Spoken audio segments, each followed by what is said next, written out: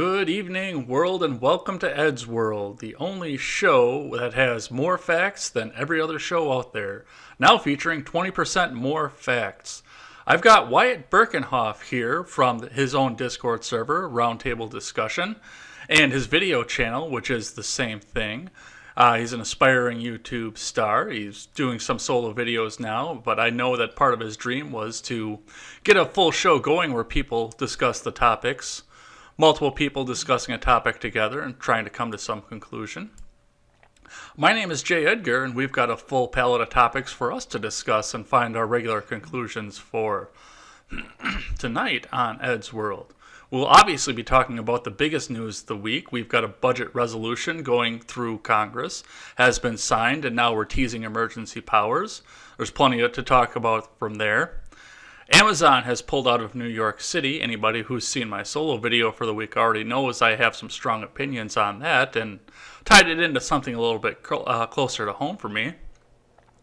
Andrew McCabe came out of the woodwork this week and talked about how he was planning on invoking the 25th Amendment on our president.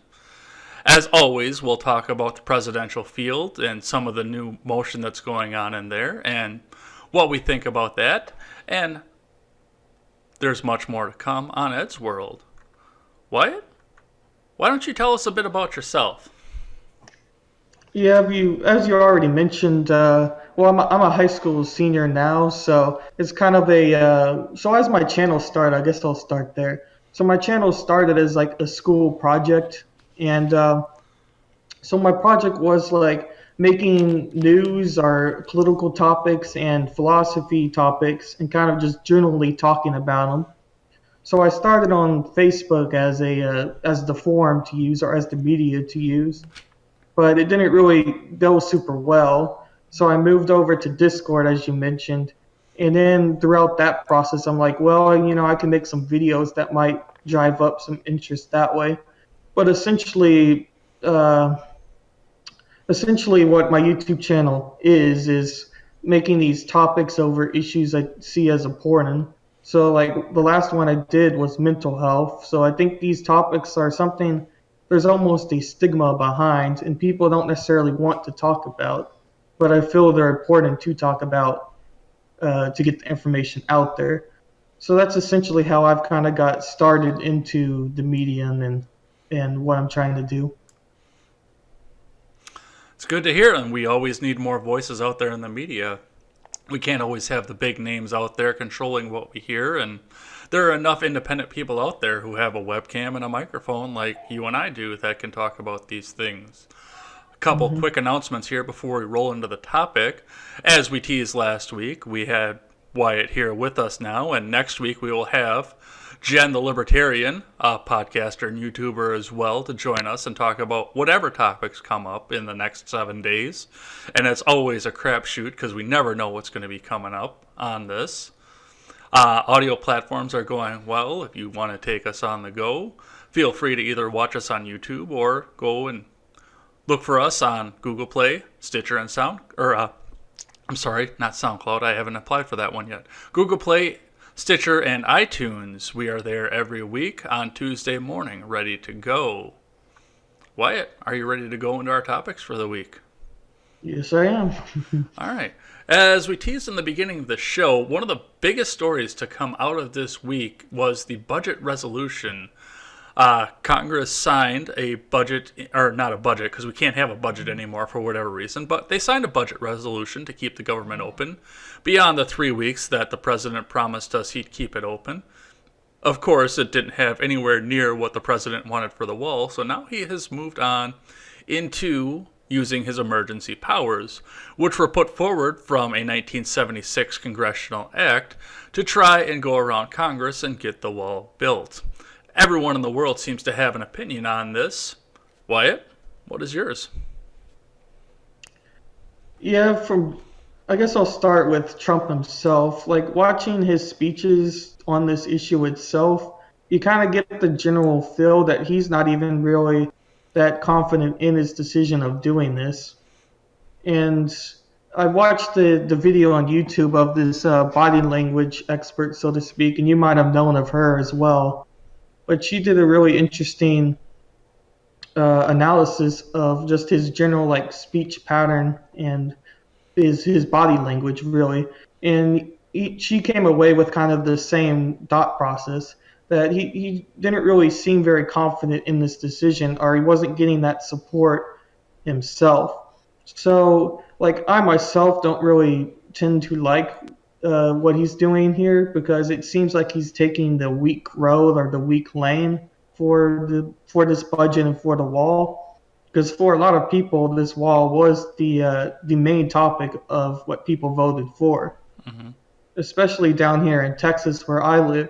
It was a huge concern of many people, um, and it's not just illegal immigrants themselves, but it's the drugs and even human trafficking through the borders and things, which some people don't even think about when they think of a wall or a border. So a lot of like Texans down here aren't really super happy with Trump's decision of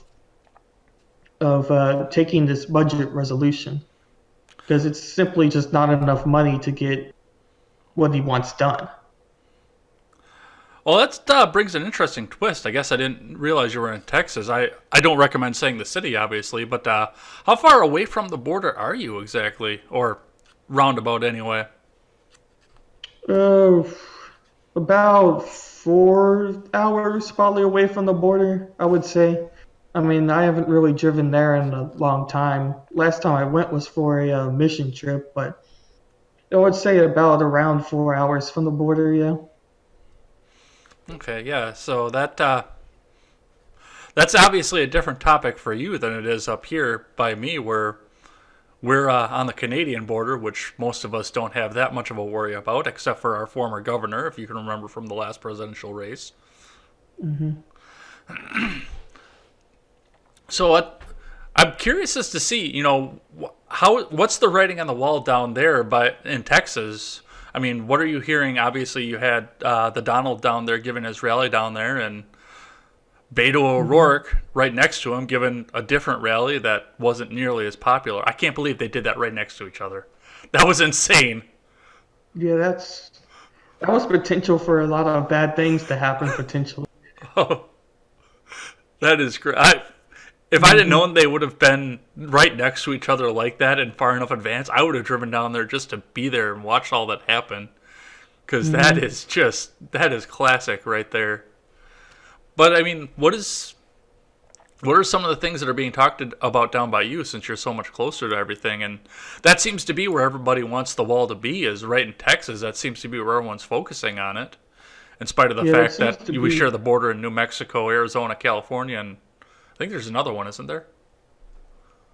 Yeah, those are the main ones. Like Texas takes a lot of the public opinion, I guess you could say, just because of how big the state is and the fact that Ted Cruz, despite what many people think of him himself, he's kind of more of a popular senator. So a lot of like what he says becomes popular or becomes in the media even more just because he's a big person in Texas. I'm not sure about like elsewhere really, but he's definitely a bigger name than I would say someone from Arizona as a politician or senator.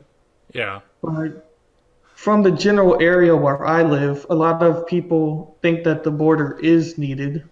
And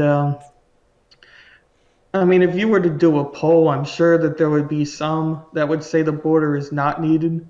But like I said, I think the general opinion would believe that this wall is needed to add security into the southern border of Texas.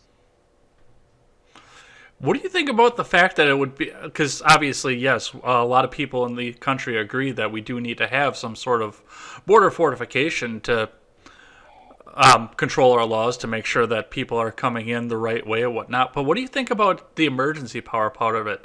I mean, obviously, when this first came out, when Rush Limbaugh first started talking about this, the first thing I thought is, why we should obviously be doing this legislatively. That was my first Mhm. concern. But it seems like this is something that's been fairly common, just not necessarily for things for in our country. Most of our emergency declarations have been for things outside of the country. Right. Like I saw a infographic, or I guess you could even call it really a meme, of on Facebook about Obama's emergency powers and then Trump. So all of Obama's emergency powers, like you were saying, were international, and some of his, well, most of his emergency powers are actually international for security. Hmm. And it may have not have been border security, but it was all security related almost. Yeah. And this is Trump's first uh, emergency order or emergency power. But I mean, it's for security, but it's for security in the United States. Hmm. So that's a kind of an interesting dynamic, like you've already mentioned. Well, even Bush But had a number of them. But most of those, again, those were involved in the war in Iraq and Afghanistan. Most of those didn't have anything to do with inside of our country. right. And from my understanding of these emergency powers, and I could be wrong just out of my general research of it, but don't isn't it almost a voting process of like with each sector, in this case the wall, but each state essentially would decide if they want that funding, from my understanding. Well, what the original intent was, and obviously there is talk about what the intent would have been just because of what it was and the time period it was going on. But on paper, the original intent for that would be like if there was some sort of an invasion in the country, if, let's say, because of the time period, if Vietnam would have sent out a ship and made landfall here, what the emergency powers would have empowered the president to do would be to make decisions that would involve funding that would have normally had to go through the Congress in Right, the immediacy before Congress could get together and call the vote on it. So it was a stopgap to keep things going until Congress could get together and make the vote on it. That's what it was intended to do. Now, whether or right. not you buy the tinfoil of some things that are being told, I'll cite Limbaugh again on this, was this happened right after Watergate. Hmm. And congressional Democrats at the time, I'm willing to bet, easily didn't think that there would ever be another powerful Republican president again. They figured that Nixon had completely destroyed that for the rest of time. At least a charismatic one, as of a Nixon type or a Trump type. Yeah, they had no idea that Reagan was going to get there, or Trump, or Hmm. even what little bit of charisma Bush had, for that matter. Yeah. But there's never this much backlash for anything that Bush or Reagan did either, because both of them had emergency declarations again. Excuse me. Right. But I think that generally goes back to the general media coverage of Trump. I don't. I even. How do I say this? I even differ to say the general public, because I don't. I think it's hard to tell what really the general public thinks, because most of them. I don't even know if most is the right word, but let's just say most. Most of these general public people don't really use the polls, or know about the polls or even participate in them. Just they don't care about the polls really. So most of this data we're getting about the general public, I always kind of question if it's really what the public thinks. Well, But that's kind of a side note to Trump as well. But it's an yeah. interesting thing to bring up, especially in the period of time that we're in right now, especially for someone as young as you too. I mean, polls are conducted by landline. All the Hmm. polls that you hear out there, they're all conducted by landline. When's the last time you touched a landline? When was the last time? What? When's the last time you touched a landline? Yeah, it's I mean, we had one in the house when I first moved, and or when I first really remembered, which was like 2005. Hmm. But I haven't really picked up a phone on the landline since about then. Really, I mean, it's years. I mean, the majority of landline use at this point, I mean, I use one at my regular 9 to 5 job, but I don't touch one outside of that. There's not a landline in this studio at all. I don't Hmm. know if there's one in this building at all, to be completely honest. Most people I know don't have a landline anymore. My parents have one. I couldn't tell you the last time I saw them pick it up. It's there. I Right. see it every time I'm there, but I couldn't tell you the last time somebody touched it. Hmm. So that's in itself got to skew some of the poll numbers and just some of what people can gather from taking polls that way. Our polls need to move up into the technology that we have today. Hmm. Because some of the modern sites of polling are more electronic now, and Hmm. you get like a invite link, so to speak. But I think some companies in that way are trying to progress with time. But the main poll coverage, what we look at when we talk about these issues, are like you said, they're done by almost like ancient technology at this point. I mean, landlines aren't exactly ancient, but you're getting skewed results because of it, like you were saying. I mean, even the Taco Bell survey that came with the dinner I just had before we went on mic here came with a little scanner pad that you could scan and go right to the poll. There was no landline involved in there, but they want to take the poll. Taco Bell Hmm. is more advanced than Rasmussen, and that's all that Rasmussen does. Taco Bell at least gives Yeah. you a delicious gordita. Yeah. And a side note to that in general, which I kind of talked at the beginning, but the general media coverage of Trump is negative, and I think you can see it even more with the wall itself. But it's almost like with the wall itself, because like Nancy Pelosi and these other politicians have almost completely switched their viewpoints when Trump decided to have that as his concern. And it's not just the only example of where this has been done.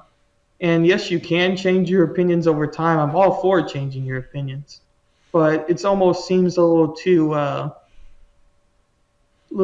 normal, if or a little it's happening too much for Hmm. it to kind of be more of just general changing of opinions. In, so it's kind of like anything Trump supports is automatically denied by these people of power or media coverage in general. Well, and I've talked about that too on, in social media circles, on Twitter, and on my channel as well. For the most part, it seems like, obviously, if the wall gets done, if we have some border security, that's something that these perpetual politicians, and I'm not just saying the Democrats at this point, but perpetual politicians have been campaigning on that for as long as I've been alive, and I'm probably considerably older than you. I don't want to say exactly how old I am, but I'm considerably older than you are. Hmm. I may or may not have been born under the Reagan administration. Right?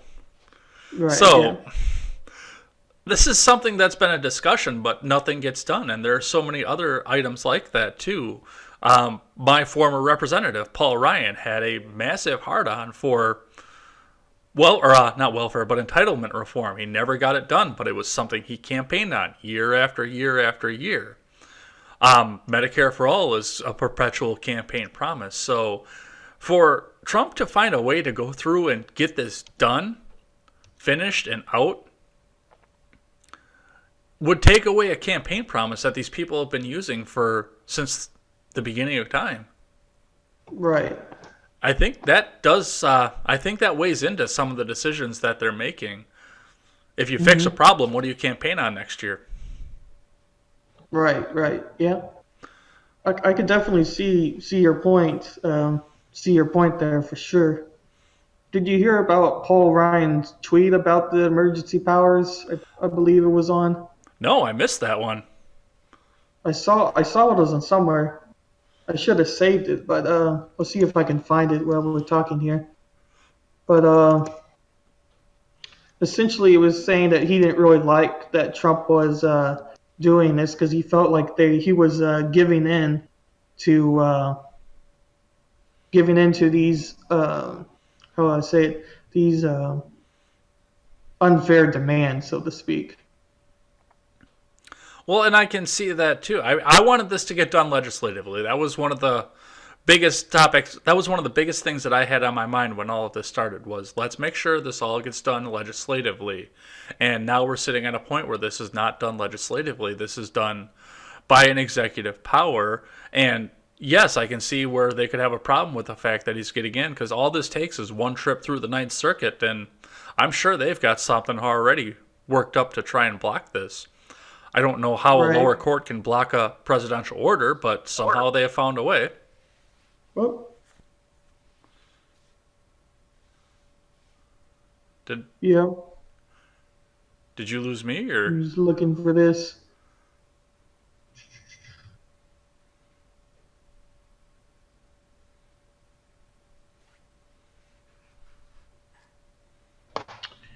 Anyway, can't seem to find it right now, but I think it was on a YouTube video also I was watching. I hey, think it you was Matt might? Christensen who even talked about it. I know that you follow his work. Yeah, I do actually. I kind of structured my solo videos around his until I found my own pattern.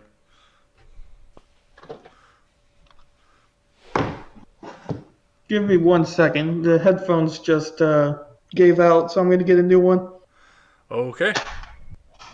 Okay, it looks like we had some technical issues there, some equipment issues, but we're back and we've got Wyatt back here. We were talking about Paul Ryan's tweet and the emergency powers and doing things in a legislative fashion. Where did we leave off? Yeah, I guess I'll give my opinion on the legislative part of this. I think that getting through Congress was an extremely key part of his issue. In this case, would be border security is what we're talking about. But even in general, I think going through Congress is the democratic way it should be in the Hmm. United States. Yeah, and Uh, the power of the purse is in the Congress for a reason. And yes, they did willingly cede this power back to the president in 1976, but if this calls attention to taking a power away from the president and taking us a step back from the monarchy that it seemed to become over the last presidential term, I'm all for this. If this brings light to a problem and gets it corrected. right. Um, mhm. Let's see. I mean, a big part of what people are talking about, and this may be a little bit off topic, but not entirely, is Trump had the Senate majority as far as his party being Republican Hmm. in his first 2 years of his presidency. So a lot of people are arguing of why he didn't get this passed then when he did have the majority. And just to play devil's advocate on that point itself, is the Republican Party didn't exactly support Trump, at least a lot of the candidates themselves, despite him having the Republican label Hmm. because of the way Trump is. Yeah. Because Trump isn't the typical politician or the typical, even businessman, really. Even though he is a businessman, he's not your typical person you think about as being that business person. Well, I understand that too, but the reality as well is budgetary issues. Mitch McConnell could invoke the nuclear option on budgetary issues anytime that he wants, but that leaves the door open, and that burned the Democrats in the ass over the Supreme Court twice now because they invoked the nuclear option to get what was it, Elena Kagan on the court? Because I they believe so. all they had was 52 at the time, and they needed 60 before that, and now they couldn't do anything with either Gorsuch or Kavanaugh. So Mitch McConnell looked at that, and he looked and he said, "Okay, well, we're going to play this the way that it was intended before." He was pressured to use the nuclear option before everything was turned over, and Paul Ryan still had the House, and he got the continuing resolution before Christmas through the House. Hmm. So yeah, no, I don't think there was any way that he could have done this before the new Congress came in. Yes, I would have liked to do it. Yes, I'm sure a lot of people would have cheered for him to use the nuclear option at the time. But I'm kind of glad it went this way. Hmm. We see something else that maybe needs to be corrected in our society, and we still have the high ground. We're not changing the rules to get our way. Right. That's never good when you're making a rule just to fit your agenda, so to speak. are your what you're trying to do. I mean, general rules are for protecting people, and that's kind of the key point of why people want a wall in general is to protect. Uh, and then to Trump's argument about not necessarily just the issue of the wall, is that's what he values as being their number one thing to do as a politician. Their first concern should be to protect people. And he believes, and many other people believe, that a wall is the way of doing this as far as illegal immigration goes. Yeah, But there were things that could have been done with the wall if it would have stayed a concrete wall too. But again, the whole idea has evolved as it's gone along, and Trump has made some cessations, but I think we're getting a better product than what we would have if he would have started building the Great Wall of Trump in 2017, as soon as he had power. hmm But that's all that I've got on the budget resolution for right now. I mean, I've got some more, but I'm going to save a little bit of that for Thursday because that's what I'm going to be talking about on Thursday. Let's talk about this hmm Amazon deal. I know I put a hmm video out about this yesterday, but I don't know if you had the yes. chance to see that or not. But Alexandria Ocasio Cortez is cheering herself as a hero because she Who and is she? regular everyday Americans stopped a big company run by the richest person in the world from coming in and tainting their fair city. Coming in with 25,000 jobs that I'm sure that many of the people in the district desperately were looking for. hmm And this is somehow a victory for Alexandria Ocasio Cortez's district. Right. Why don't you catch us up on where they're at right now? Because I talked about that all day yesterday. Well, I'll start with AOC's point, and this is the only point where I'm going to give her good feedback for, as I think the rest of it was either wrong or just it's either wrong factual wise or wrong generally wise for the other parts. But the only part I will give her credit for was her point about how Amazon has mistreated their workforce. So uh, in these, so I'm in the IB program for school in high school, and some of you might know what that is. But those who don't, it's essentially just another like AP level classes, but it's an international program. But Okay. we have a business class, and it's business management, its title. But so we have to pick this business to talk about, and my business was Amazon. So I've covered Amazon as a company for almost 2 years now, Okay. and so they tend to pay their employees more than average for a company like theirs, or more above minimum wage in general. I know some people that can attest to that too. Amazon just Right. put a distribution center in the city I lived in for 10 years. hmm Just the year I moved out of it, actually, they were finishing it up. Yeah, so they've been credited to do that, and that puts them in a positive light. But contrasting to that, Amazon has been caught up in many almost scandal like events, and one of the most famous ones might be so New York Times. Let's start with this. New York Times has exposed Amazon in a way through several forms. Like they had timed restroom breaks they exposed. They mistreat their employees through a rank and yank system. And if you're unaware of what the rank and yank was, essentially other employees rank each other, and the bottom 10% then get removed from the company. Essentially, they get fired because they want to only keep the best of the best. And from a business perspective, this makes total sense. But from a ethical perspective or from a outsider's perspective, this system is incredibly unfair because it can lead to just people being people. So if you don't like Susan this next day, you can write a bad review and get your colleagues to write a bad review and maybe even pay them or something just to have this person in that bottom 10% to be fired, to be removed from the company. Oh, I don't like Susan So any day. So, right. So Amazon's done several of these little. advance. And they've said that they're going to change, and in some ways they have changed. But in short, Amazon has treated their employees better through paying, but not necessarily through their actual company policies. So that's the only point I'll give AOC as far as what she said in her commentary of it. But the other parts were just incorrect. And I can't remember the exact number Amazon had tax incentives. Wasn't it $3 billion? Yeah, so it's $3 billion of Yes. reduced taxes that they would have to pay to come into the city. And that was an incentive to, as you were talking about, get them into the city and start getting people to work, essentially. Right. So she had a clip what I watched, and I'm trying to find his channel's name to give him credit for it because I think it's a video people should watch if they're interested on the topic.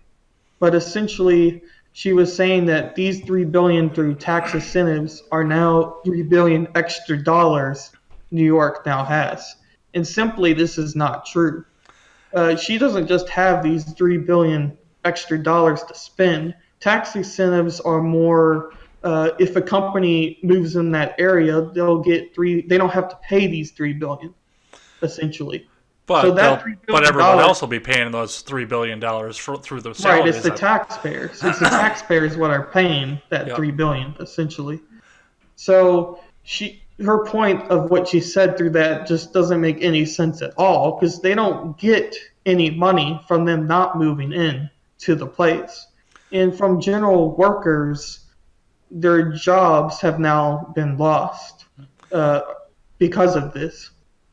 Well, But here's the thing with that. Let's stay on that topic for just a second here. And I Right. got into a discussion with somebody on Twitter over this just today.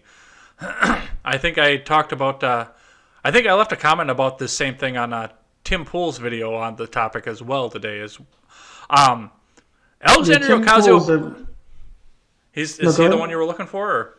No, he's not the one, but he's a really good just a YouTuber about all these informations. So He's got the time to do a daily show. I do not.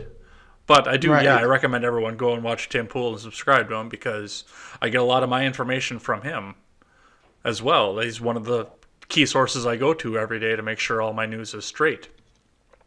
But Right. he was when he was making his video on the topic, he said that Cortez believes that the $3 billion that she was going to be getting, or that was going to Amazon, was $3 billion in cash, and that's right. that's simply not the case. But I don't think she came to that conclusion on her own either. I'm pretty sure that she was fed that by a lot of the hyper progressives that came before her. And I told Tim in the comment when I commented on his video, if he ever comes to Wisconsin, we'll go to Madison and I'll introduce him to some of those same progressives that fed her that line because they fed us the same line over the Foxconn deal that the president made famous and then kind of fell out of the news afterwards. And that's just down the road from here. Right. Yeah, that's a local issue for you for as far as Foxconn goes. Yeah, because that was supposed to be, and in Racine County, especially in the area that it was, they needed the jobs. But one of the first things that came up that everyone was complaining about is because Mount Pleasant is probably 20 minutes off of the border of Illinois, was that all these jobs were just going to go over to Illinois people, and the Illinois people were going to migrate up, and they were going to take all the jobs and take all the money back to Illinois. Mm-hmm. Now, let me ask you something, because you live in a state with no sales tax. No, you have sales tax, but you don't have income tax. Right. So, if you had an opportunity to go, let's say for a second you lived in Oklahoma. I don't know what the tax situation is in Oklahoma for income tax. I'm sure they have one. Mm-hmm. If you lived in Oklahoma and you had to pay tax on your income, and this cool job came up in Texas where you're from with no income tax, and we're not even counting property tax in there because that's a completely different story for Illinois. I'm sure that anybody who came from Illinois to work for Foxconn wouldn't be in Illinois for very long. But would you stay in Oklahoma for very long, or would you be dancing your happy ass over the border and finding residence so you don't have to pay tax on that income. Right. You're making the same wage, but you don't have to pay the tax on it now. I think if moving wasn't a problem in general, like taking that factor out, because of family or whatever other issue there might be, I think that any person would hop over to the border, as you were stating, and go to the place that doesn't have this tax. Because it makes sense from a money perspective as far as that goes. Well, I mean, we have tax here, but it's just not as high as Illinois', and the property tax differential is just... The property tax differential is just amazing. The people who are going to be going and buying their first houses because they got this job at Foxconn, because they live in, let's say, Antioch, Illinois, because I know that's close enough to the border where people would commute. They might be renting in Antioch, but for the property tax, do you think they're going to buy there? No, they're not going to buy there. They're going to come up here, and they're going to buy here. They're going to pay less income tax. They're going to pay less sales tax because our sales tax is 5.5%. Illinois is 7%. And they don't get the food clip in Illinois, by the way. I don't know if you know how that works at all. In Wisconsin, unprepared foods are not taxed, but they are in Illinois at 7%. Mm-hmm. No, I wasn't aware of any of that as far as that goes. Yeah, so that was one of the biggest arguments against Foxconn when it first started out. But then, yes, the tax incentive went out there. And the Madison Progressives started selling it to our media companies, the Milwaukee Journal-Sentinel and places like that, yes, this was the state of Wisconsin giving away cash to Foxconn. Mm-hmm. And now they've reduced their operation from what they were going to be, where they were manufacturing LCD screens and doing final assembly for TVs and iPhones and such, into a research and development facility. Mm-hmm. And... this is a sort of related issue, not necessarily to workforce, but people were blaming Amazon in general for almost doing like a bidding war, is what you could call it, where they were letting these cities and these different states compete against them as a business moving their headquarters. And what is your general opinions of people not necessarily not liking this bidding war, as to call it? It's the free market. People are going to have a bidding war no matter what, whether it happens in the public eye where we can all see it and vote on it and it goes through legislation, or if some senator or some governor slips it under the table. Mm-hmm. Either way, there's going to be a bidding war. If Amazon's going to let them have the bidding war, I'm glad it's out in the open and we know about it. Right.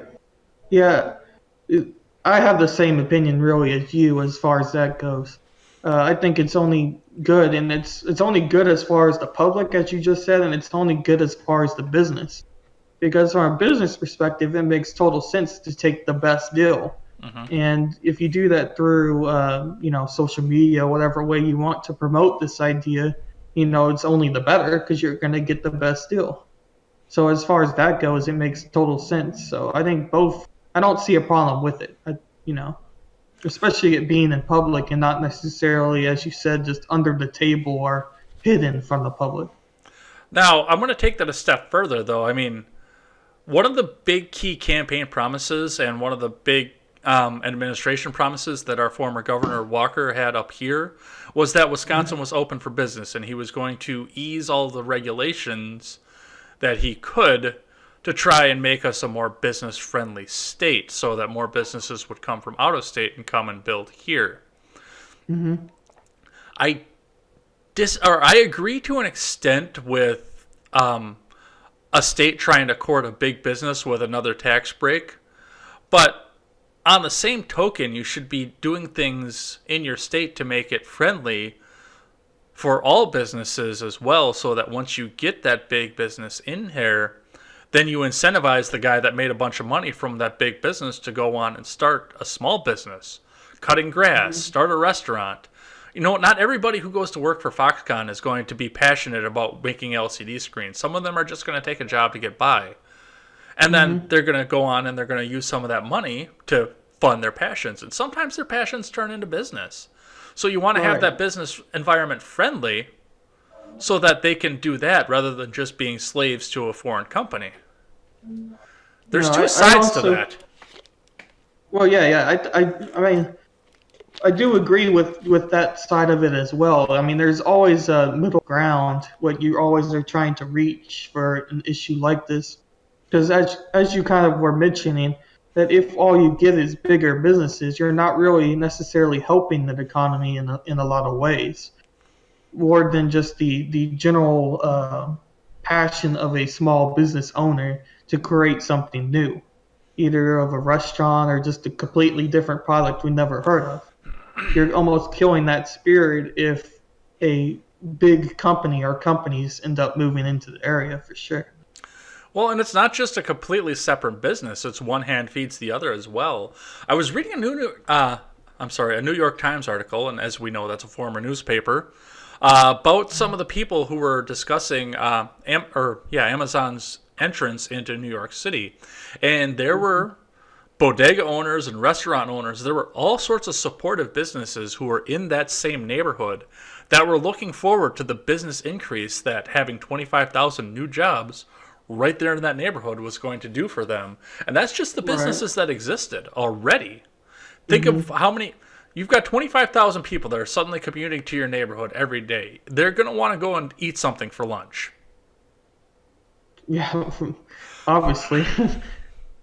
Yeah, I mean, so would you? How can I? Mm. So I'm assuming from watching your video and from our general here that you would have supported this move happening. You would have Absolutely. supported Foxconn into Wisconsin or into that area. Oh, So that area you, definitely. right. Because So you were I used to you work were right in up the road favor, from there. I'm familiar with that area. right? They need the jobs. But do you think that that Amazon is needed, for lack of better words, in a place like New York?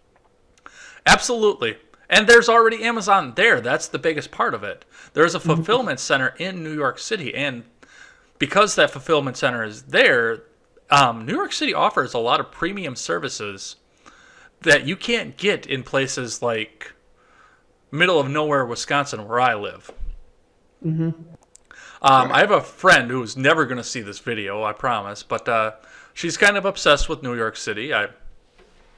We don't see eye to eye on that, obviously, but Yeah, um, Boston, she New York. she's kind of obsessed with New York City, and I watched her Instagram story from one of her first trips out there, and in the Airbnb that she was staying in, she said, okay, I ordered this on Amazon, and it showed up a couple hours later. You can't do that here. And the fulfillment center is an hour away. So there are Right. things that Amazon is very friendly to New Yorkers, and New Yorkers are very friendly to Amazon in general.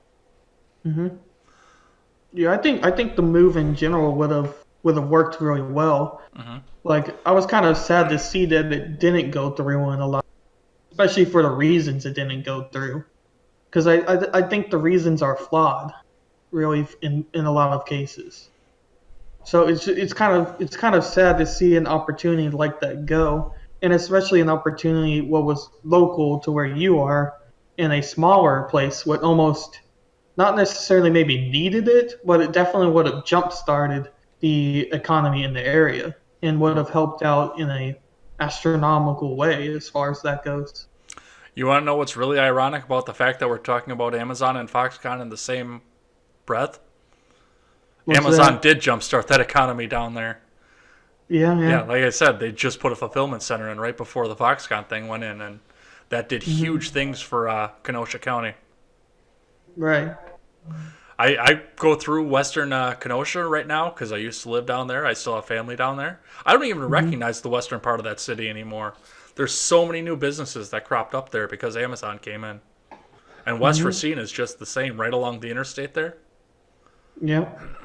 And that could have happened in New York City, too. I mean, now they've got this massive homeless problem, and New York City is slipping into a slum like it used to be before Giuliani came in and cleaned a lot of stuff up. I think that would have taken care of a lot of that.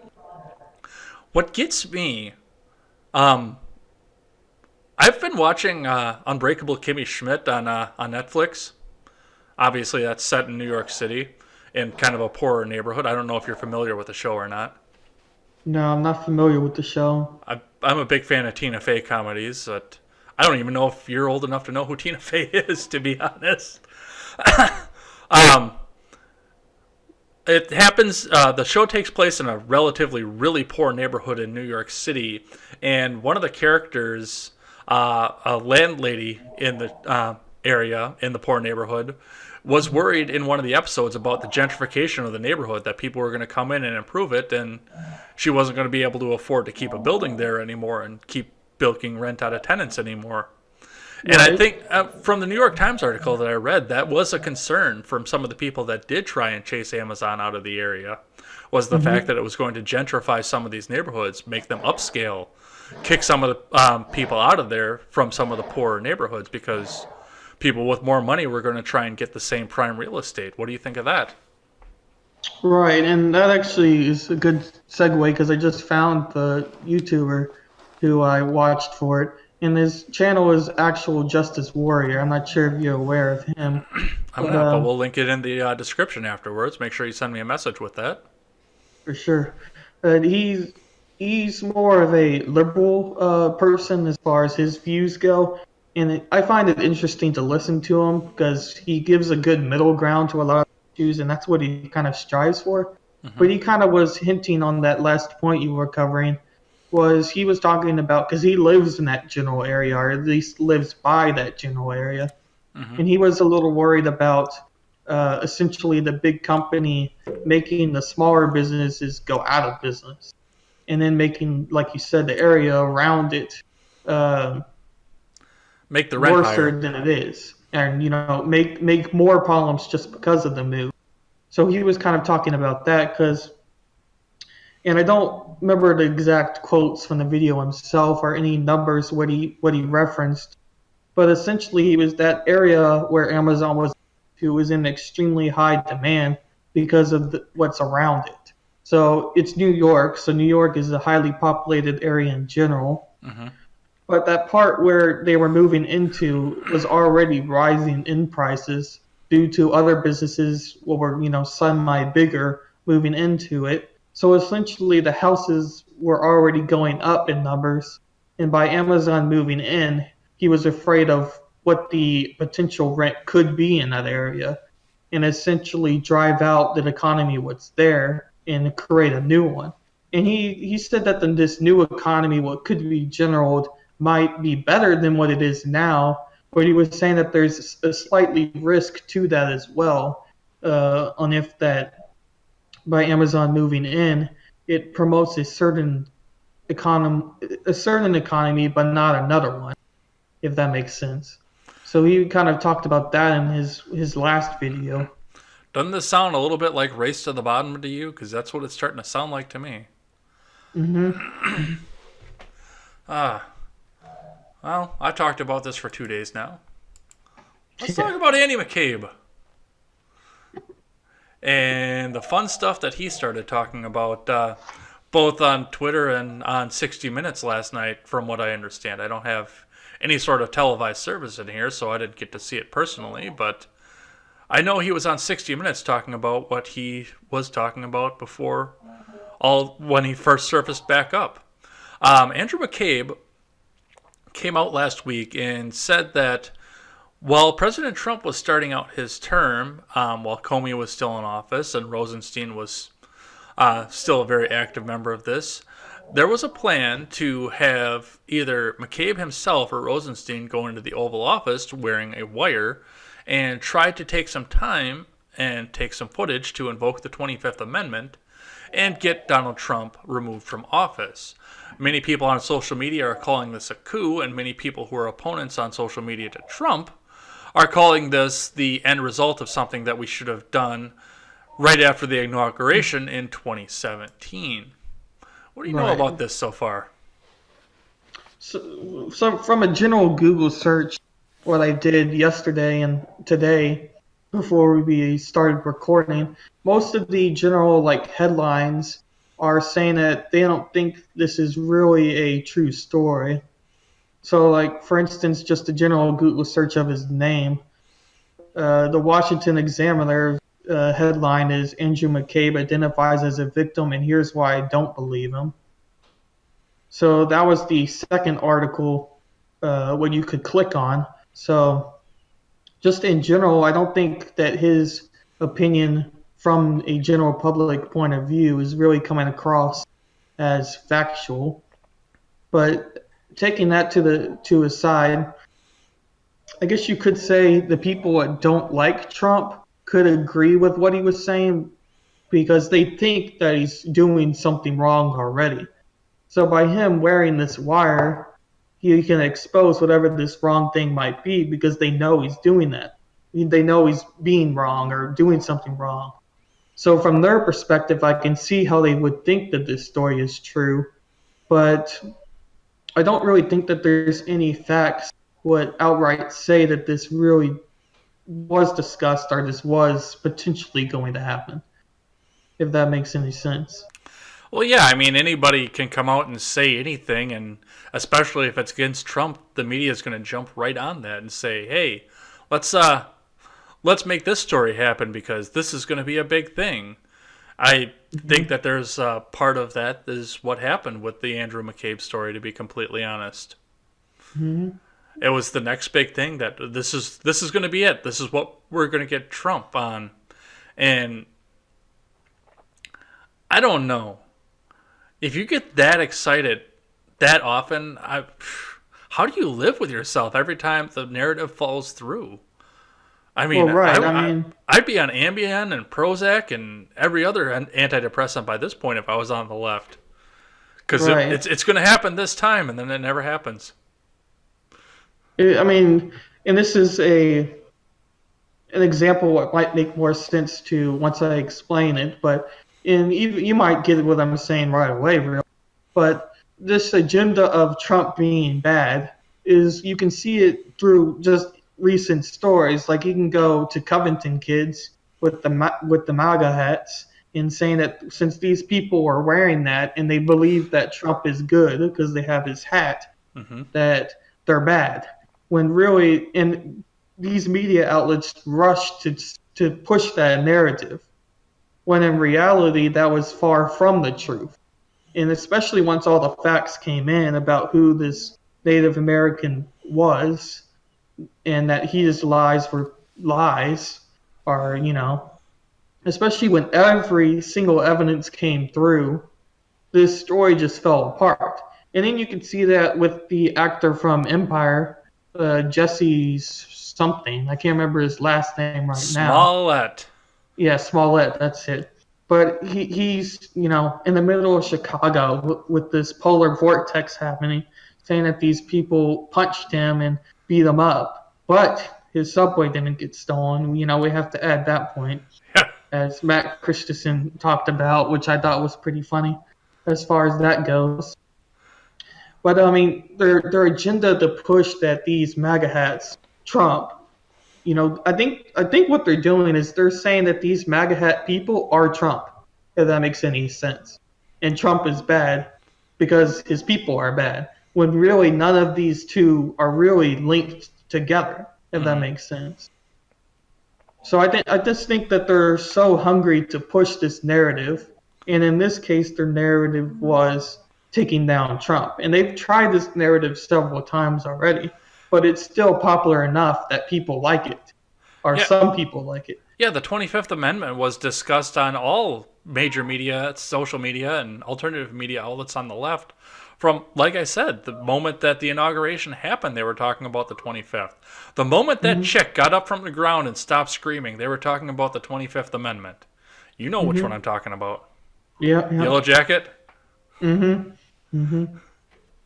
So they've been talking about this for a while, and, McCabe coming out, and a lot of people are calling this a coup, like I said. I don't know that it Hmm. necessarily is. I think it's just McCabe wanted his fame. He hasn't really been doing much in the last few weeks. He got a taste of fame when he started out, and then, or when Trump started out, rather, he got a taste of fame, and he doesn't have the fame anymore. And now he wanted to have something else again. Plus, getting a payday from 60 Minutes, obviously, Hmm. because they've got to I pay him for mean, his content. yeah. I mean, I don't know too much about McCabe himself. I don't know too much about him personally, but do you think it could be him believing in this agenda of Trump bad, essentially, that he in his head really thought that he wanted to expose him in a way, or he thought that Trump would do something to have the 25th Amendment.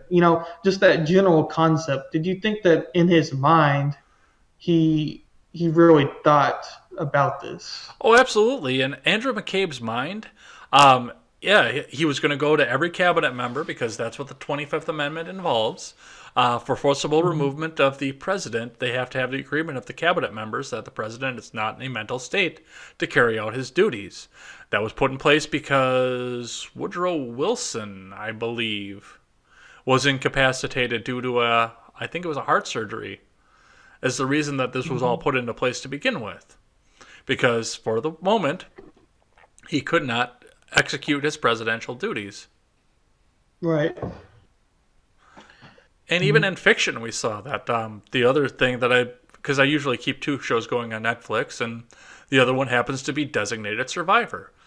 And Kiefer Sutherland's character, Tom Kirkman, got shot as the president. He survived, but while he was in the surgery, they turned over the presidential duties to the vice president at the time by the 25th Amendment. So that's what it was put in place for. It wasn't necessarily put in place to stage a coup, but this is like the emergency powers. Circling back to that for a second. Limbaugh came out and said, "Oh, well, this option is on the table," and I'm sure some staffer in Trump's White House heard about it. I don't think Trump actually did it because Rush Limbaugh said to, but I'm sure some staffer was driving into work one day listening to it say, "Hey, why don't we try this? Because Rush said it was a good idea," and they checked the legality of it, and they brought it to the president's attention. In the same way, I think this 25th Amendment is something that people have been talking about and finding a way to remove the president, and they're grasping at straws, trying to find any way to do something that they can't do politically or through the will of the people. Right. And I agree with that a lot, yeah. And because a lot of what gets covered in media in general is, and I mean, it makes sense in a lot of ways, but it's pushing their values and their view set. But even since the little time I've been paying attention to politics, it seems like it's getting pushed even more to the extreme almost of what their agenda is supposed to be. If that I think you could see that with Trump just himself, and almost anything what he says or covers or tweets, especially his tweets, they get outright denied, or he almost gets attacked every single time. I don't even think there's been one thing he's covered what wasn't attacked. I mean, even when he fed the Clemson kids, the burgers and all the other foods and items and such, people are arguing about like how high the burger That was stack so was. stupid. Burgers stacked a mile high. Actually, they're this thick. Oh, Yeah, that was so fucking dumb. It's like whatever he does just has to have a opposite reaction too. Well, there's something else that's going on with this that I'm actually kind of in favor of. When I look at the Trump presidency, I look at the media coverage that happens of it, and I look at some of the issues that are brought up. And this, again, we're going to take this, and I'm going to circle this back to the emergency powers. There's some things that are out there that are not defined. The laws were made, or the amendment, in the case of the 25th Amendment, was made, but there were terms in there that are still not defined. When Trump uses his emergency powers, as I said, the Ninth Circuit Court is going to jump in and try and block it on whatever means that they possibly can. Right. And it's going to go over to the Supreme Court at some point because the Trump administration is going to fight back against the Ninth Circuit Court.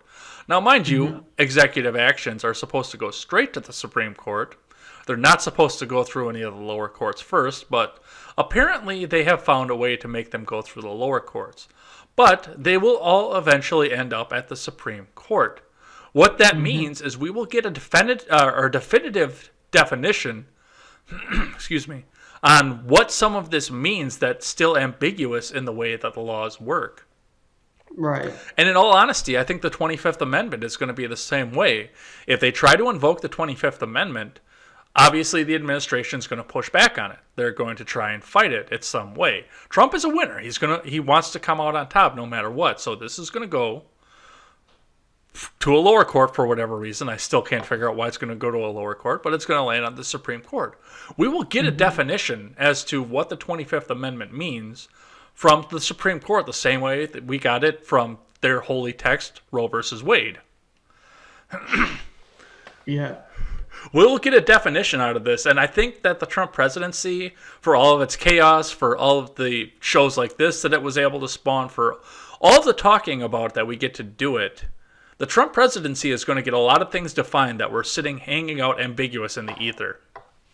And I think Trump in general has done a really good job at exposing media almost, about how biased media really is just by him talking almost. I mean, nobody argues that what Trump says sometimes can be too much or be too personal or, whatever adjectives you want to use. Trump can be extreme in some cases, a little bit too much for most people. And I don't even think that's sane by any stretch. But as you kind of already said, I think Trump in general has done more good than he has done bad so far in this presidency. I don't even know if it was deliberate, to be completely honest.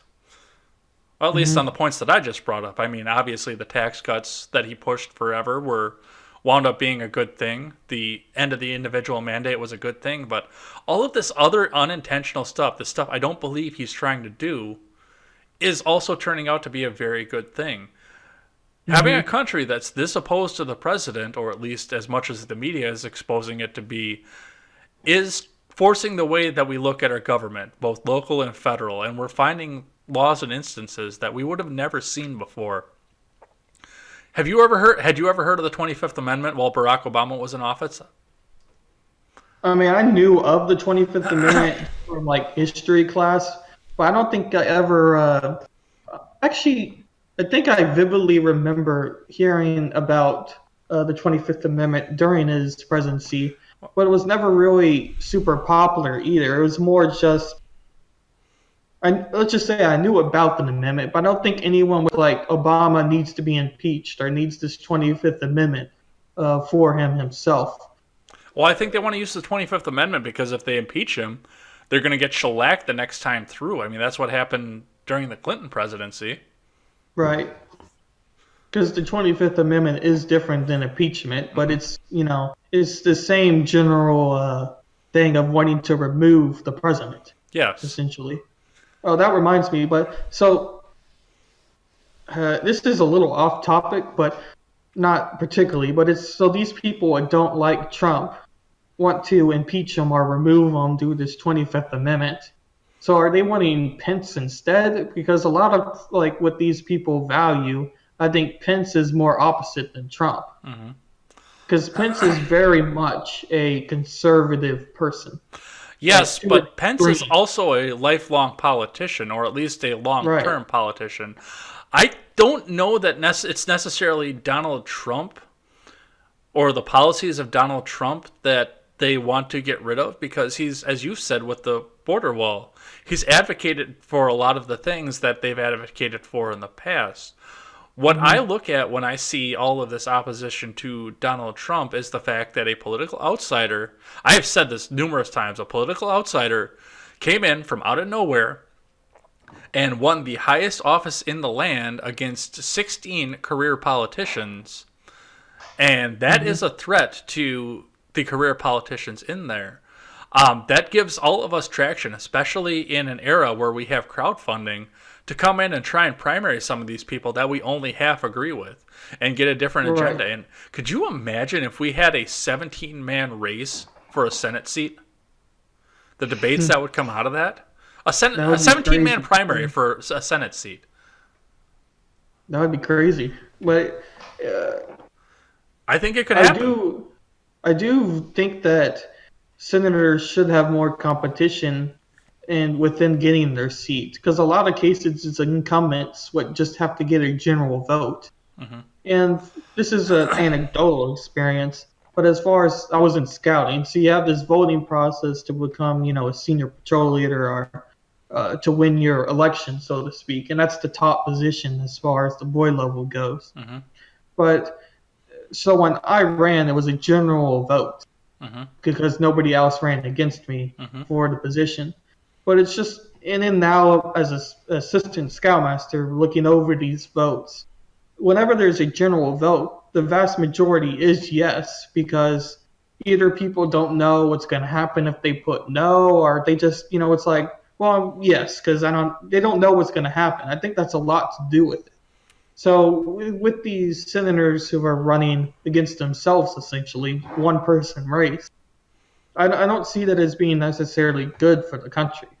Well, as far as the Senate goes, we could just repeal the 14th and take the general election back out of it entirely. Hmm.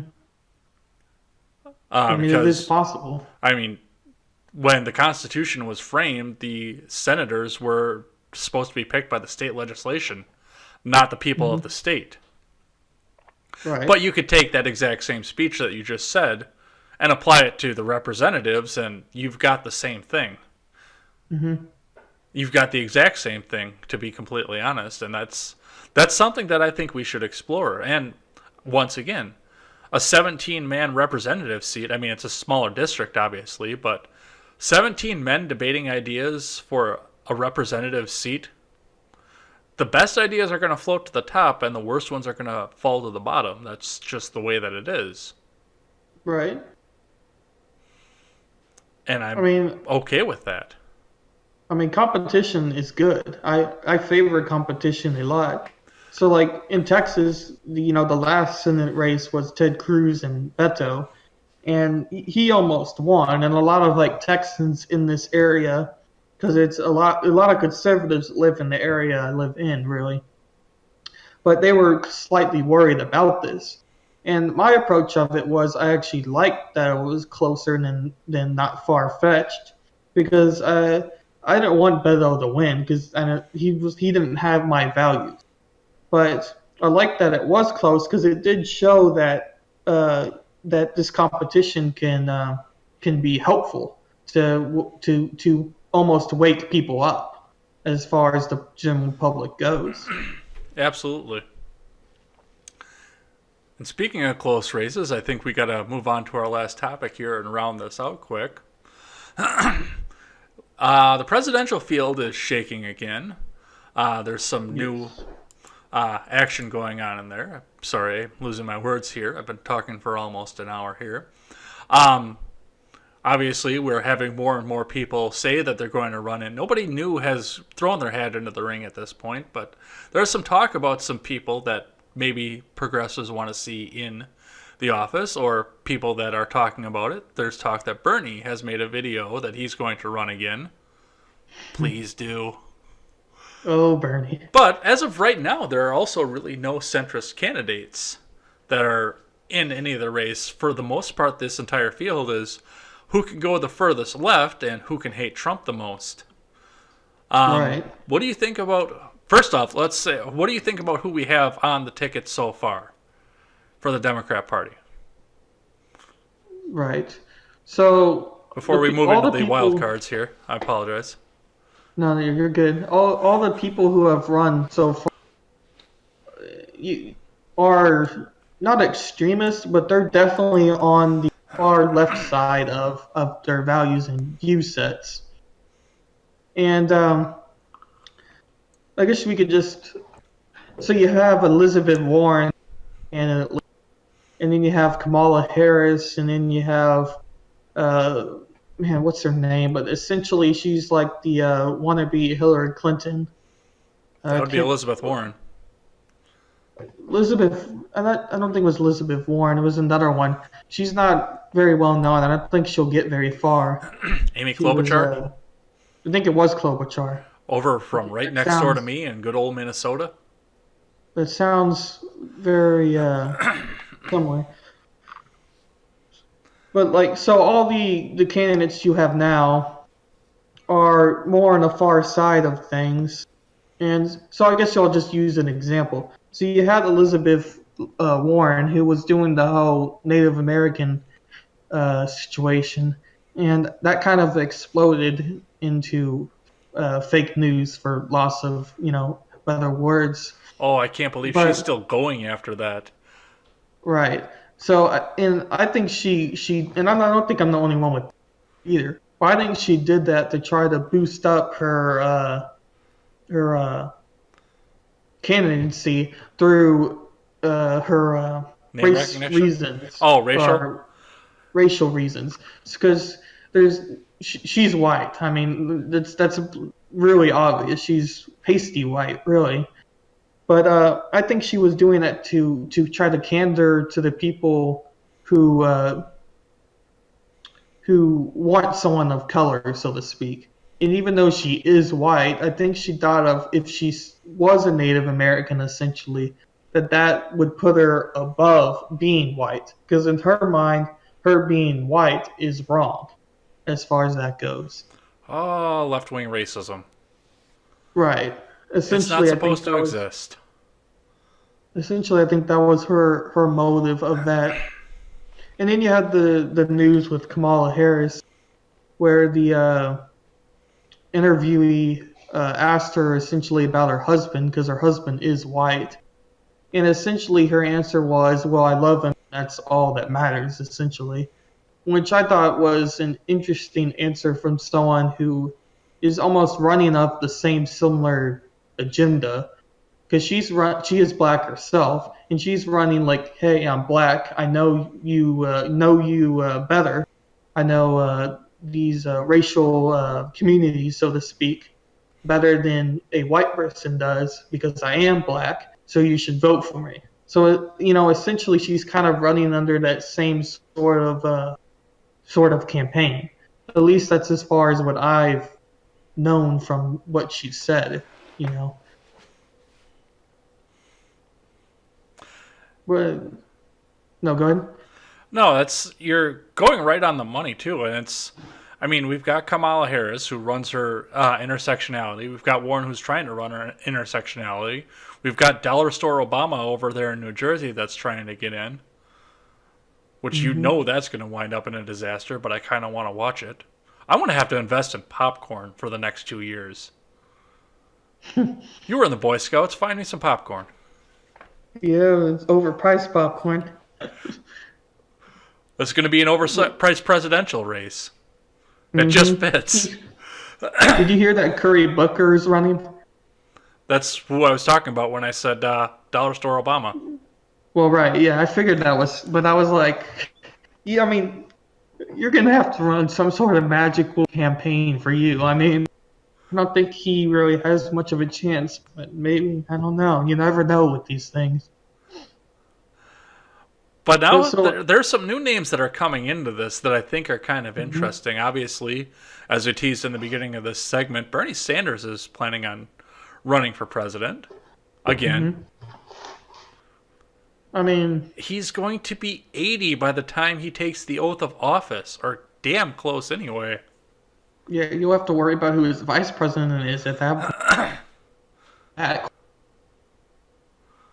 But essentially, Bernie's an interesting story because you could argue that where would Bernie be in 2016 if Hillary Clinton didn't deploy her shenanigans of the popular vote, so to speak, and making it essentially to where she won. Well, that And wasn't this the is, popular vote. That was the super delegates. That I was was the gonna say, I DNC. The thought, fix was in for her already because they owed her a right, lot of money. right, but essentially she skewed the results into her favor. And at this point, it's fact. I don't even think you can argue against that as what happened. So where could have Bernie been if he did win? I don't think he would have won presidency against Trump. It would have been definitely an interesting race to watch for sure, with those two characters uh, in the presidential debates. But so as far as Bernie running in 2020, it's it's definitely interesting. I'm not sure what exactly I think of it because I mean I'm not in that crowd what supports Bernie. Uh, really, but he does have a certain following, what's almost ride or die towards his value set. You know, so it's kind of an interesting candidacy as far as that goes. I don't know if Bernie Sanders can get his base back. I mean, the fact that He he might sold have out to lost them. yeah, he sold out to Clinton after she beat him out in the primaries. So I Hmm. don't I don't see any of the people that supported it because a lot of people turned their backs on him after he did that because the reason they supported him is they didn't want to see Clinton in. They didn't want to see a big money candidate with big banking ties going to the presidency. So Hmm. when she won and he turned around and said, okay, now we need to do this, no matter what his intentions were, because obviously he couldn't put us back in a position with the Republican president again. That was his reasoning for do that, but that was a slap in the face to a lot of his primary voters. I think that I mean, cost him his 2020 right there. you could very well be right. He could have lost just enough to make it almost impossible, if not almost impossible itself. Because he has an interesting value set where I don't know if the numbers would really back it at this point by any means, but he's almost so extreme to the left that I almost question of how many supporters are still going to support him in that way. Because the only other candidate was really similar to him is AOC, Hmm. as far as a socialist type of candidate goes. So I think he might have enough or have voters there. But to your point, I'm not sure if he's going to have enough to even get past the general round of all the candidates because there's a lot. He'll need a good amount of votes to get past. Well, and I know that there are a lot of people who have talked because Joe Biden is a name that keeps coming up over and over again Hmm. as we go into presidential politics for 2020. And first off, that is almost the exact same situation as Bernie Sanders is in. Joe Biden is going to be 80 within his first term of being president. Men live to 85. That's just a fact of life. Yeah, that's the average in America. That's not the average in general. That's the No, that's average not the in. average in general. We have a third world to bring into the to that factor, but yeah, men Mhm. live to 85. Right. Joe Biden is an interesting candidate because, I've been thinking of what would be a nightmare as far as Democratic candidates for winning, possibly, because on average it's been a Republican president, Democratic president, Republican president, Democratic president. It's been that order. And, as far as like a psychology people, it's almost a ballot system, what just naturally happens. Wait, But I'm wait, not sure hold if it's on. gonna. I'm not It, sure if it's gonna be in that case. But go on. in my lifetime, no, that was broken in my lifetime, and even I That think could have before already that. been broken, but Yeah, because we got 2 terms of Reagan, and then we got HW. Remember? hmm I don't think it's entirely factual of it being that. But I think it was 2 Democrats in a row in the 70s too. I would have to double check on that. That's my parents; they were yeah, alive then. yeah, but so that trend could have already been broken, like you were mentioning. But essentially, I think the situation that if Democrats were smart to speak, their nightmare candidates would be Joe Biden and Beto, because Joe would get the general Democratic support. Because I think he is a favorable candidate for Democrats. I think the general Democratic people like Joe Biden, essentially. And Beto is going to get all the younger population, the hip crowd, so to speak. And Beto is a popular candidate. He almost won Texas in his first time ever running in Texas against Ted Cruz, who some would say was a broken candidate since he lost the president election. But he's popular in Texas. Hmm. Everybody knows who Ted Cruz is. So he almost won against a popular senator, like I was talking about in this video as well. But so you would have those two key things uh, they would have with those two candidates. I'm not sure if you agree with that, but That's Well, kind of the situation I what agree they with could it, but in run a with. different direction than what you're going on that. Hmm. Beto has tried to sell himself off as being Hispanic. We all know that he's Right. not. His name is Robert He's Francis Irish. Yeah. O'Rourke, but he Hmm. does have that same air, and he talks to those people. Yes, he talks to the younger people as well, and the DNC put an exorbitant amount of money into the O'Rourke candidacy to make Hmm. him nationally known. I mean, let's because up here I know who Tim or Ted Cruz is, and I know who Beto O'Rourke is. Hmm. Let's put this the other direction here because you pay attention to politics. Who is the incumbent senator from my state, Wisconsin, and who ran against her? Your current senator in Wisconsin? Yeah, without looking, who is the incumbent senator and for 2016, and who ran against her without looking? Because Yeah. that's what I want Without to looking, prove here with where I'm going with that. You have I'm no idea. trying to think. Yeah, I don't. Yeah, no, I don't. I don't really know. No. Tammy Baldwin versus Leah Vukmir, who was our former attorney general.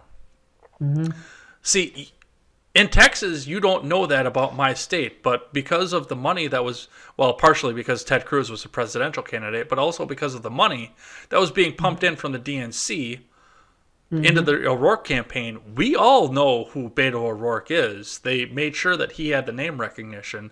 And the people Right. on the Daily Wire were even talking about this during the campaign that Hmm.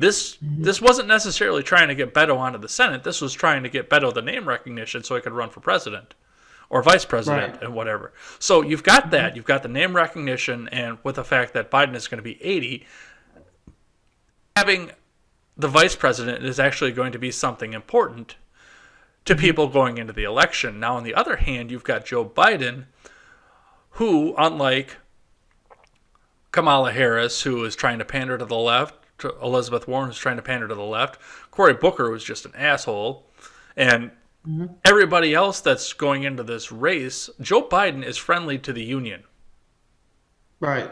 Yeah. That He's was, the most neutral out of yeah. anybody to run. Yeah, he can get the banks behind him, he can get the union behind him, he can get the corporate interests behind him, and then the young voters will show up because they think he's going to die and O'Rourke is going to take his place. That is a Hmm. ticket that I would be worried about going into the 2020 election, assuming that I don't want to see another Democrat control, and assuming, of course, that Trump is going to get my vote, which is not guaranteed right now at this time. Well, right. Yes, of course. I mean, have you ever done one of those like political tests before where they like match you like a percentage wise for candidates? Candidates, no, but I did the political compass test live on the air on the generational gap 2 weeks ago. Hmm.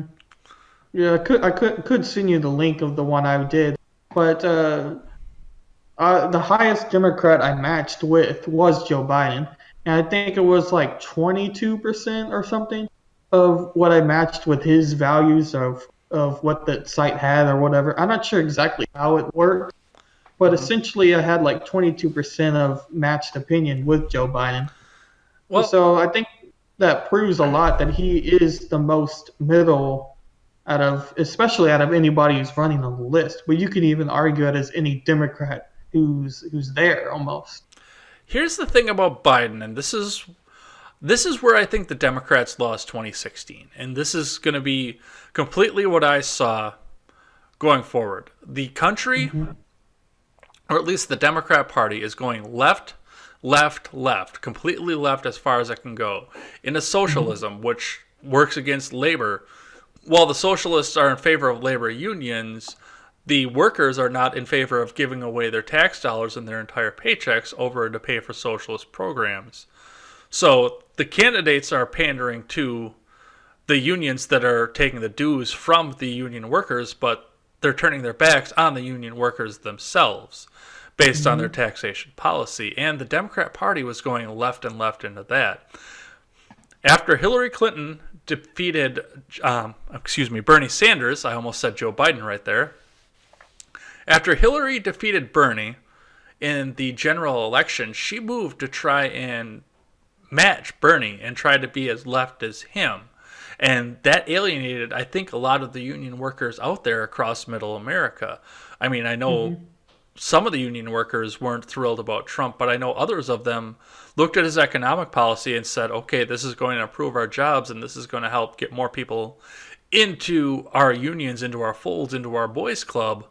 So we're going to do this instead of the candidate who's going to take all of our money away and incentivize other people to work. Mm-hmm. That's what killed Hillary in 2016, and that's what killed the Democrat Party in 2016 as well. Mm-hmm. But now if Joe Biden runs as Joe Biden, again, he's friendly to the union, so that's going to swing a lot of that vote back to the left, to the other direction. Right. I think you do have a good point there, because you could argue that Joe Biden might not be left enough or and getting enough votes to win presidency. But then you could argue as far as vice president, because I do think if Beto is a vice president, that he's going to be an extremely popular vice president to the general population. And so Beto might be able to grab enough of the left, so to speak, to have a combined vote to win presidency. If the vice president runs on the same ticket. So as far as that goes, it's not necessarily like it's half and half. Mm-hmm. So you could argue that that combination could be very powerful, because he could grab the unions, as you've been talking about, while Beto grabs the left. Mm-hmm. As far as that goes. Yeah, Beto's going to be like Hillary. He's going to go wherever it's popular. He has no necessarily political identity of his own. He's going to go where it's popular, and he's going to run to the left, like you said. Mm-hmm. We didn't know what Hillary was going to have coming into 2016 because she was a bank-friendly, union-friendly Democrat in her Senate career in New York State, and in her political opinions as they came out of her being the first lady. That's what she was, and then she suddenly turned on a dime to be the far left, to try and match the far left candidates that Beto would be reaching out to. Mm-hmm. So yeah, I agree with you. That would be a powerful ticket. That would be a hard one for Donald Trump to win against. For sure. And a side note to general people swaying with votes and keeping on Hillary, a common one I saw was the topic over abortion, and we don't have to get on this as a topic, but essentially she agreed about abortion at one part of her candidacy and then didn't agree at another part, because essentially her party, being Democrat, decided not to agree with it at that one point, if that makes any sense. Essentially, she was changing with the masses of people over abortion, in this case, as that topic. Because you can find older videos of her saying that abortion, I don't want to make up Safe words, and rare. but essentially abortion shouldn't happen, I guess you could say. Safe, legal, and rare. Mm-hmm. That was her position up until she started running for the presidency. Right. So I think Beto could very much fit that Hillary type of role of just swaying with whatever's popular. You think they can run a guy and win? Run two guys and win? Ooh, that is a good point. And I think they could, because I think Beto, despite him being Irish, has in some people's I'm not sure how many people really believe that he's Mexican or associated with Mexicans in that way. But I think enough people might believe that he is, or think that he is just by his name, essentially, Beto, that I think he might be able to get enough people to believe in that. So essentially, they wouldn't be voting for two white men. They would be voting for a white man and a Mexican vice president. If that, something like that. Because I think he might be able to grab just enough of those people who think that you need someone who's not white. Well, that's what I have on that. So we're at 90 minutes now. What do you say we run through our last little topic here that's back all about you and get out of here for the night? Alrighty. So, the last thing that we always do on Ed's World is we try to end on such a positive topic because so much of politics is very, very negative. It leads a lot of people to hate each other. It destroys families. It destroys friendships. So, tell us about something about you that you like to do, a hobby you have, a video game you've been playing, a new album that you like, just something completely non-political and not involved with school or work. Something that you love to do. Right. Well, I like to read and write in general, even though I'm not exactly the best at it due to dyslexia and just other things. I'm very slow, especially at reading. But essentially, I've kind of started making a book, so to speak, and I'm only like 10 pages in, so it's not even really a book right now.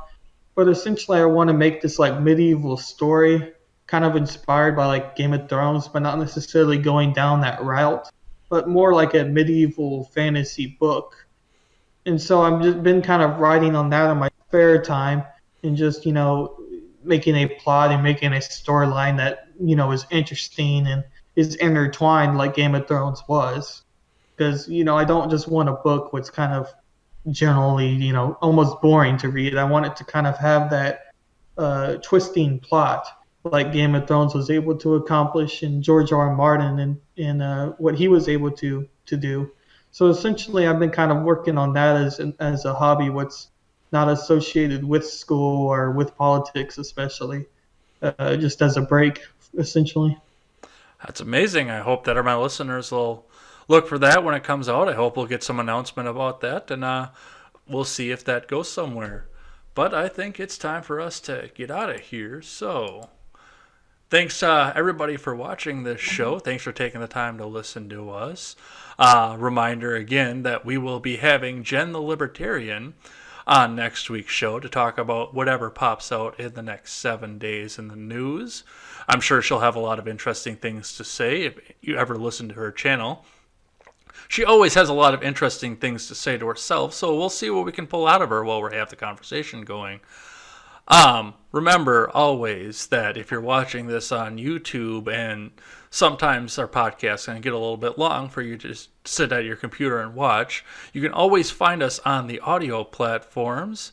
Take us on the go, in the car, on your jog, anywhere else that you can listen to your audio platforms. We are on iTunes, Google Play, and Stitcher.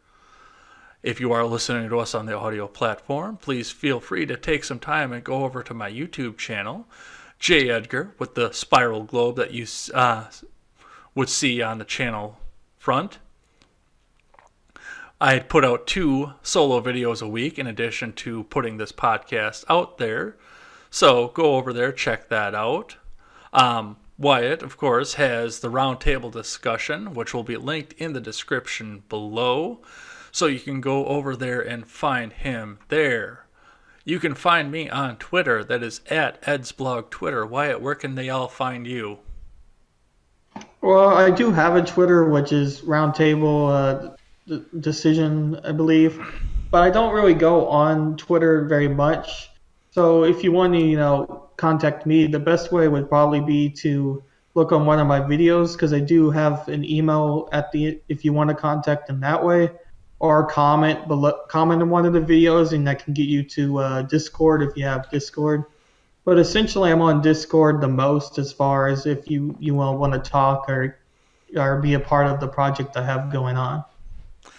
All right, and as we close out, I will leave my final word as never take the words of bloggers, podcasters, or journalists as gospel.